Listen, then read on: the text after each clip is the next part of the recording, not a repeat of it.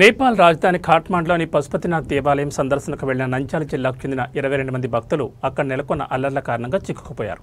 ఈ విషయం తెలుసుకున్న ఆంధ్రప్రదేశ్ రాష్ట్ర న్యాయశాఖ, మైనార్టీ సంక్షేమ శాఖ మంత్రి ఎన్ఎండి ఫరూక్ వెంటనే స్పందించారు.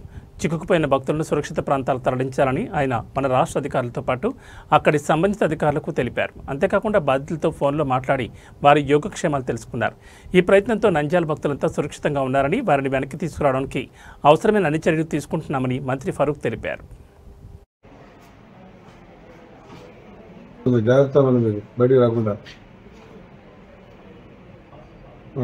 నేను మీ నెంబర్ ఇస్తా, నేను మళ్ళీ దానితో చెప్తా మాట్లాడి లోకేష్ బాబు చెప్పని చెప్పమ్మా, ఏదంటే ఫోన్ చేయండి నాకు. Thank you. అల్లరి మొదలైనాయి. ఆ దేశంలో వ్యతిరేకంగా, ప్రభుత్వానికి వ్యతిరేకంగా అల్లరి జరిగినాయి. ఈ అల్లరి జరుగుతూ చాలా హింస జరిగినాయి, ఫైరింగ్ జరిగింది, చాలా మంది చచ్చిపోయినారు. పార్లమెంట్ మొదటిసారి కాల్చి పారేశారు. కాబట్టి వీళ్ళు సేఫ్టీ ప్లేస్ తో కొంచెం దూరం ఉండాలంటే సేఫ్టీ ప్లేస్ లో ఉన్నాం. మా జోలికి ఎవరు రాలేదు, మాకు అన్ని సదుపాయాలు ఉన్నాయి, హోటల్లో అన్ని జరుగుతూ ఉన్నాయని చెప్పారు. నేను అడగడం ఎదురుని అడిగా, మాకు ఇంతవరకు తెలియదు. షోరీ ట్రావెల్స్ కూడా చెప్పాలి కదా, ఈ నుంచి ఇంతమంది పోయినాము, లేకుంటే మేము మీడియా ఉంది, ఎలక్ట్రానిక్ మీడియా ఉంది, ఫోన్లు డైరెక్ట్ వస్తాయి, మేము ఇరుక్కున్నాం చెప్పండి మేము చెప్పింది ముందే.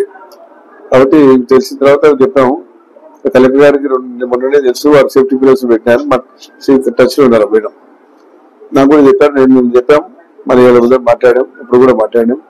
మళ్ళీ హోమ్ మినిస్టర్ గారితో, లోకేష్ గారితో మాట్లాడి, లోకేష్ గారికి దాని మీద పాపం ఆయన మన అనంతపూర్ మీటింగ్ కూడా అవాయిడ్ చేసి కేవలం మన భారతీయులు ఎవరు ఉన్నారో, మన తెలుగు వాళ్ళు ఎవరు ఉన్నారో, ఇటు తెలంగాణ వాళ్ళు కానీ ఇటు ఆంధ్ర వాళ్ళు కానీ అందరినీ కూడా పరిరక్షిస్తుండడంలో పాపం ఇది పెట్టుకున్నాడు ఆయన.